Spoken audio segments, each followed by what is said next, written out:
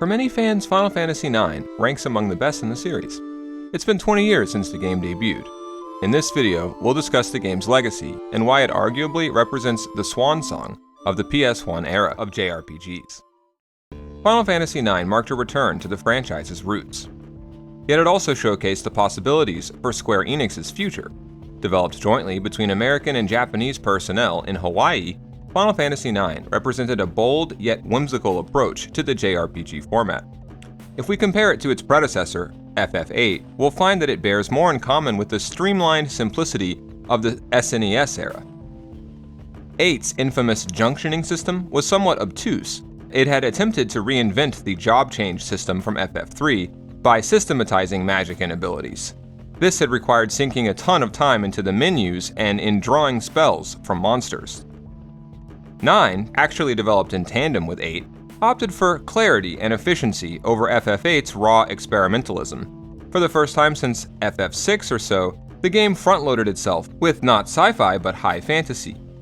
However, a common thread exists linking all three PlayStation-era Final Fantasy games, namely a sense of the geopolitical. Though not exactly anywhere as political as, say, 1998's Metal Gear Solid or Resident Evil 2, all three titles, Final Fantasy VII, 8, and 9, fleshed out their worlds and character dynamics with a Shakespearean level of pseudo-political dimensionality, and that reached its apex with FF9.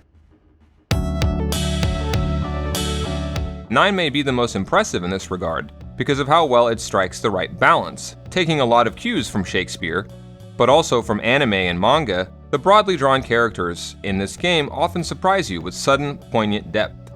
But unlike Final Fantasy VIII, 9 remembers to prioritize fun over depth or realism. Even if there are characters who go through genuine existential crises in this game, like the Black Mage Vivi, there's a strong sense of adventure that you get while playing FF9, and as the best sort of escapism. That way, the deeper motifs and themes are still there without overwhelming players, and provide a necessary weight in a supporting role. Learning abilities simply means wearing the right gear until the character gains enough XP to master the ability for good. But you get a say in which of the available abilities that you'll invest in relative to that character's class. This sneaks back in a degree of open-endedness and customization that 9 needed to look and feel retro while playing modern. By the final disc, Final Fantasy IX could actually get pretty complex if you wanted it to, and this had to do with an important signature. Two characters can sometimes combine their powers in a single move, and that means the specific party that you form has consequences in battle and in different ways. This allowed for new degrees of personalized tactics.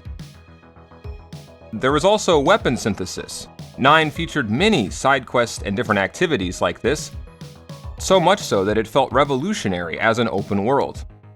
The sense of there being many different cultures and regions that the series had been aiming for since at least Final Fantasy VI was also fully realized here. And with a main story that made a surprise subversion at its climactic transition into Act 3, FF9 had virtually everything a fan of the genre could reasonably want or need. For all these reasons and more, Final Fantasy IX may be the definitive Final Fantasy game.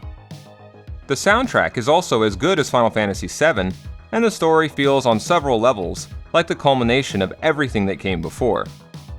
In our next video on Final Fantasy, we'll look at the other history-making game now about to enter its 20th year, Final Fantasy X.